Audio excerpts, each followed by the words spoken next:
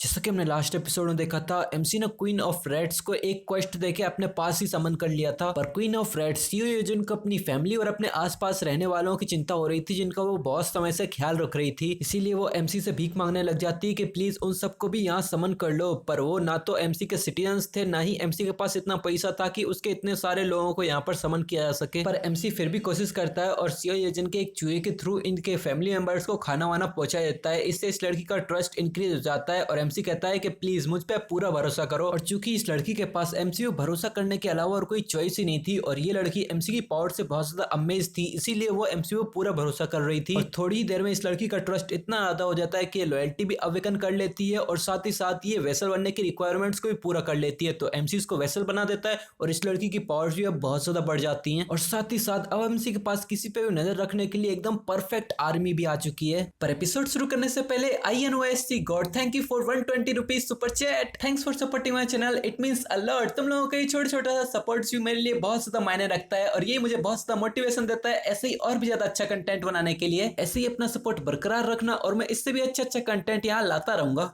हमारे आज के एपिसोड की शुरुआत होती है जहां एमसी ने इस लड़की को बता दिया था कि ये अपने पेरेंट्स के रेस्क्यू के लिए नाओमिंग डॉन एक टीम को भेज रहा है। जिसपे ये लड़की एमसी से कहती है, क्या तुम उसी नाओमिंग डॉन की बात कर रहे हो जो संगडो सी के पास में ही है? तो किम कहता है हाँ बिल्कुल, और वो मन में सोच रहा था इत्तेफाक से सीओ यूजुन पहले भी नाओमिंग डॉन में रही है क्योंकि उसके पेरेंट्स वहीं पर ही रहते थे। तो ये नेचुरल है कि हाडोन जॉन की पार्टी में सबसे आगे नजर रखने के लिए इसका जाना एकदम एडवांटेजियस होगा और ये आसानी से वो कर भी पाएगी। और ये तो उसके लिए बिल्कुल भी मुश्किल नहीं होगा, बस उसे अपने चूहे ही तो आगे भेजना है। फिर ये लड़की थोड़ा फोकस करते हुए अपने चूहों पर कॉन्सेंट्रेट कर रही थी और अपना एमसी ये देख के सोचता है कि मैं इससे कंफर्म कर सकता हूँ कि मेरी फैमिली अब भी जिंदा है कि नहीं, और इन चूहों की हेल्प से मेरे लिए रेस्क्यू सप्लाईज भेजना और भी ज्यादा आसान हो जाएगा। फिर लड़की अपनी आंखें खोलती है और एकदम खुश मिजाज हंसी खुशी अंदाज में कहती है कि बस अब तुम सब कुछ मुझ पे छोड़ दो, मैं सब पे नजर रख लूंगी। और चूंकि एमसी ने उसके रिश्तेदारों को इतना सारा खाना पानी प्रोवाइड करवा दिया था तो ये लड़की अब एमसी के ऊपर पूरा भरोसा करती है और इतना से ही में इसकी ट्रस्ट इंक्रीज हो जाता है, इसकी लॉयल्टी भी बहुत ज्यादा इंक्रीज हो जाती है। फिर किम कहता है तो क्या तुम अभी से ही शुरू कर सकती हो? तो ये लड़की भी एकदम पूरे कॉन्फिडेंस में अपने चूहे को नीचे उतारती है और वो कहती है कि ऑफ कोर्स, मतलब बिल्कुल। तो ये किम कहता है कि अब जबकि तुम इतना सब कुछ नजर रख ही रही हो तो ये भी तुम्हारे लिए अच्छा होगा कि तुम भी इस सबवे रेल्स के थ्रू आगे ही जाओ। तो ये लड़की एमसी से कंफ्यूजन में कहती है क्या क्या तुम बुसान लाइन की नंबर 1 लाइन की बात कर रहे हो? जिसके लिए किम हाँ करता है और वो कहता है कि मैं प्लान कर रहा हूँ कि आगे के रेस्क्यू ऑपरेशंस भी मैं इसी लाइन से ही करूँ।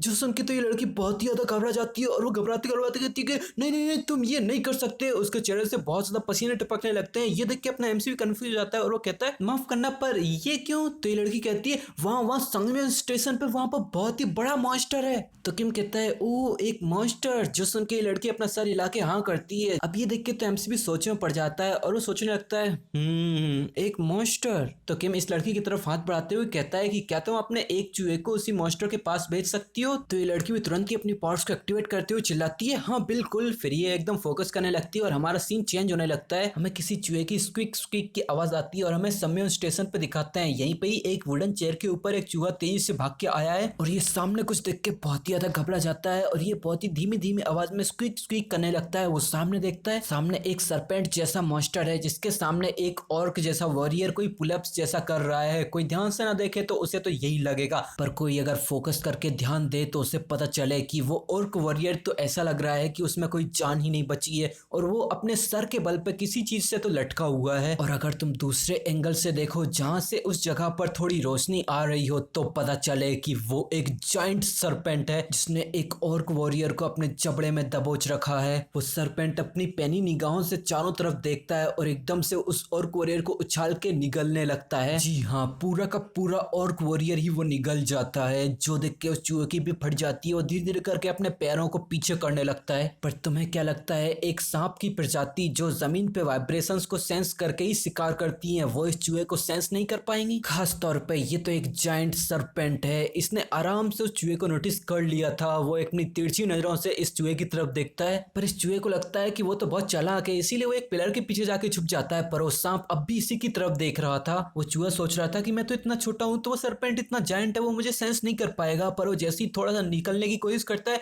वो सरपेंट उसके बगल में यहाँ खड़ा हुआ था, जो देख के चूहा भी बहुत हैरान हो गया था। वो जाइंट सरपेंट अपना बड़ा सा 4 दांतों वाला मुंह खोल के सीधे इस चूहे के ऊपर टूट पड़ता है। देख के ऐसा लग रहा था कि इस जाइंट से मुंह में इसके जैसे 100 चूहे फंस जाएंगे और इसको तो बिल्कुल डाइजेशन और प्रॉब्लम भी नहीं होगी, पर ऐसा कुछ भी नहीं होता। वो चूहा बहुत ही ज्यादा फुर्तीला निकलता है। वो चूहा आसानी से इसके हमले को डॉच कर जाता है और ना सिर्फ डॉच करता है, वो इससे और भी ज्यादा दूर दूर भागने लगता है। वो सरपेंट बस इसको देखते ही रह जाता है और उसे भी पता था कि इसका पीछा करना तो बस एनर्जी की बर्बादी होगी, तो भी इसको जाने देता है और अपनी जुबान निकाल के फिस फिसी करने लगता है। यहाँ चूहा अब यहाँ से बहुत ज्यादा दूर निकल जाता है। वो फुल स्पीड में भाग रहा था और अब अपना एमसी भी अपनी अल्टीमेट आइज को बंद कर लेता है और इस मॉन्स्टर को देख के उसकी भी बोलती बंद हो जाती है और वो मन ही मन में सोचता है कि ये मॉन्स्टर तो सच में बहुत ही ज्यादा बड़ा है। अब मैं सोच रहा हूँ कि इसका लेवल क्या होगा। अभी मैंने जो देखा उसके हिसाब से इसका लेवल 40 से ज्यादा होना ये इम्पॉसिबल नहीं है। हो सकता है कि इसका लेवल 40 से भी ज्यादा हो। यहाँ शियोजन एमसी से कहती है, क्या तुमने वो देखा, उस मॉन्स्टर के होते हुए हम समयोन स्टेशन का इस्तेमाल नहीं कर सकते? जिसपे किम भी अपना सर हिला के हाँ करता है। फिर ये लड़की एक सजेशन देती है कि क्या हम इसके एक स्टेशन दूर वाले बियोमिंग्योल स्टेशन का इस्तेमाल नहीं कर सकते? मैंने तुम्हारे टीममेट्स को देखा है, उनकी स्किल्स सच में लाजवाब है। उनकी स्किल्स के होते हुए वहां पर उन्हें कोई ज्यादा प्रॉब्लम नहीं होगी वहां से गुजरने में। फिर किम भी अपनी अल्टीमेट आइज को डीएक्टिवेट करके अपनी आंखों को नॉर्मल करता है और वो सोचता है कि हाँ ये लड़की जो कह रही है वो गलत नहीं है। तो वो इस लड़की से कहता है ठीक है हम यही करेंगे।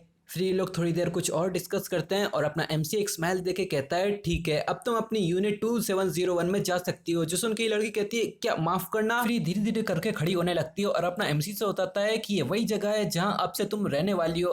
वैसे उस जगह पे थोड़ी सी क्लीनिंग की जरूरत पड़ सकती है, तो साफ सफाई तुम देख लेना। तो ये लड़की कहती है ठीक है समझ गई थैंक यू। फिर किम से कहती है कि ठीक है अब मैं चलती हूँ। तो एमसी कहता है ठीक है अपना ख्याल रखना। फिर ये लड़की यहाँ से जाने लगती है और अपना एमसी इस लड़की की तरफ देखते हुए सोचता है कि अगर मैं इसके जैसी सेम सिचुएशन में होता तो मैं भी इसके जैसा सेम प्लान लेके आता, पर ऐसा तभी होता अगर हम पहले मिले होते तो। पर अब मैं ऐसे प्लान के ऊपर राजी नहीं हो सकता और हमें घंटे नहीं पता कि इसका प्लान क्या है। हमें बस इतना पता है कि इस लड़की ने बोला है कि हमें दूसरे रास्ते से जाना चाहिए, पर अपना एमसी शायद ये नहीं करना चाहता। फिर अपने सिस्टम को एक्टिवेट करते हुए कहता है सोलर एनर्जी इलेक्ट्रिक जनरेटर को इंस्टॉल कर दो। इतना कहते ही एक और डिंग करके नोटिफिकेशन आती है, सोलर एनर्जी इलेक्ट्रिक जनरेटर का कंस्ट्रक्शन होना शुरू हो चुका है। इसे बनने में पूरे 23 घंटे 59 मिनट 59 सेकंड लगेंगे। और हमें इस बिल्डिंग की टॉप पर दिखाते हैं जहां पर 2 सोलर पैनल्स बनना शुरू हो चुके हैं। और एमसी इसकी कंस्ट्रक्शन की स्पीड देखते हुए सोचता है इसकी रफ्तार तो सच में अच्छी है, बस 24 घंटे में ये पूरा बनकर तैयार हो जाएगा। पर इतनी इलेक्ट्रिक एनर्जी भी मेरी 800 लोगों की पॉपुलेशन की पूर्ति नहीं कर सकती, ये तो उससे बहुत ही ज्यादा कम है। इतनी सी एनर्जी इतनी सारे लोगों की पूर्ति करने के लिए बहुत ही ज्यादा कम है। अब मुझे पैसा बचा के और भी ज्यादा फैसिलिटीज को इंस्टॉल करना पड़ेगा और इसके लिए मुझे काम करने वाले लोगों की संख्या बढ़ानी पड़ेगी।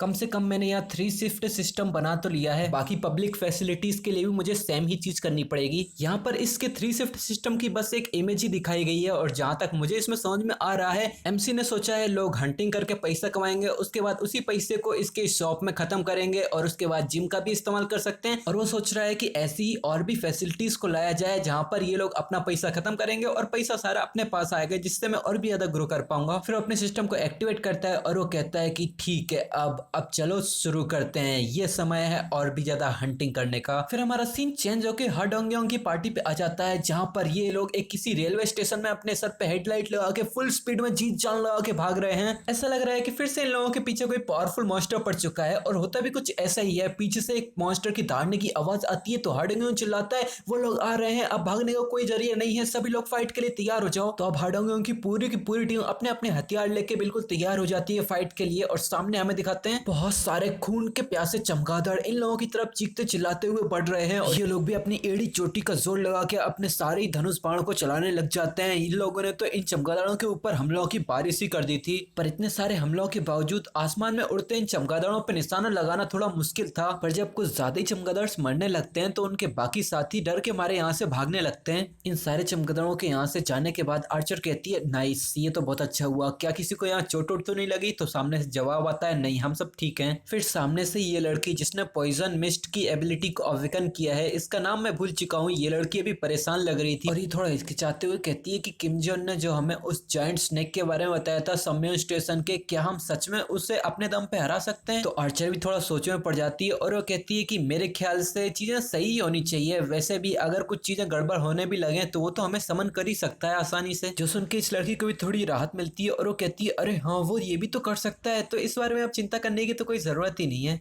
और इन लोगों की बातों को अपना बेसबॉल यानी हा डोंग योंग भी सुन रहा था। वो चलते चलते इनकी बातों को सुन के एक स्माइल देता है और वो कहता है, हाँ तुम लोगों को चिंता करने की जरूरत नहीं है, चलो आगे चलते हैं। फिर ये सारी टीम अब आगे बढ़ने लगती है। फिर हमें दिखाते हैं सम्यम स्टेशन के बोर्ड के ऊपर कुछ लोगों की परछाइयां पड़ती हैं और हमें दिखाते हैं ये अपनी बेसबॉल की टीम ही है और ये सभी लोग बहुत ही ज्यादा घबराए हुए लग रहे हैं। सामने कुछ देख के बेसबॉल भी अपने दांत पीसने लगता है। बबलू की भी आंखें फटी की फटी रह जाती हैं, उसके चेहरे पर खौफ साफ दिखाई दे रहा था। आर्चर भी डर के मारे अपना मुंह बंद कर लेती है और हमें दिखाते हैं सामने के रास्ते पे बहुत सारे और सी कटी टूटी लाशें, आधी खाई गई और आधी फेंकी गई। ये डरावना और घिनौना सीन देख के पीछे पॉइजन मिस्ट की एबिलिटी वाली लड़की तो बिल्कुल उल्टी सी करने लग जाती है और पीछे से बेसबॉल कहता है, बस इसे थोड़ा और झेल लो और चलो आगे बढ़ते हैं, यहाँ से निकलते हैं। फिर ये लोग आगे चलने लगते हैं और सबसे आगे चलते चलते बेसबॉल सामने कुछ ऐसा देखता है जिसे देख के वो बहुत ही ज्यादा घबरा जाता है। उसने सामने कुछ ऐसा देख लिया था जिससे उसके भी रोंगटे खड़े होने लग जाते हैं। उसकी बॉडी वहीं पर ही फ्रीज हो जाती है और वो अपने कांपती आवाज में कहता है, रुको। बेसबॉल की ये हरकत देख के सभी लोग एकदम से अलर्ट हो जाते हैं और सभी लोग अपना अपना फाइटिंग पोज ले लेते हैं। सामने हमें बेसबॉल को दिखाते हैं,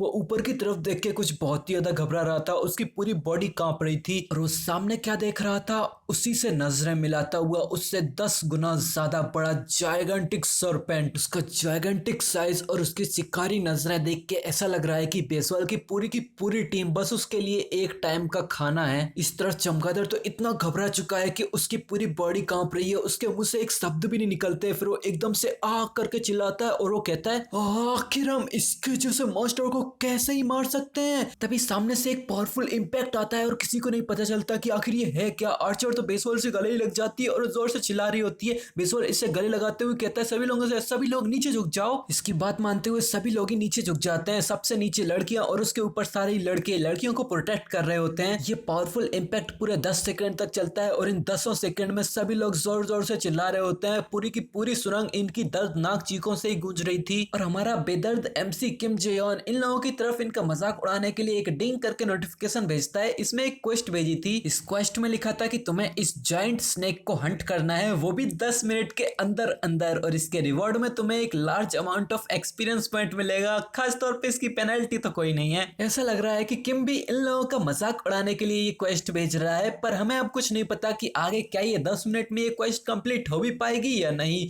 क्योंकि ये एपिसोड यहीं पर ही खत्म हो जाता है। वैसे आगे क्या होने वाला है ये देखने के लिए तो मैं भी बहुत ज्यादा एक्साइटेड हूँ। मुझे पता है तुम लोग भी बहुत एक्साइटेड हो, पर कुछ नहीं कर सकते, हमें इंतजार तो करना ही पड़ेगा। तो अगर तुम लोगों को ये वीडियो पसंद आई तो वीडियो को लाइक करना, चैनल पर नए हो तो सब्सक्राइब कर लेना और अब हम मिलेंगे तुमसे नेक्स्ट एपिसोड में। तब तक के लिए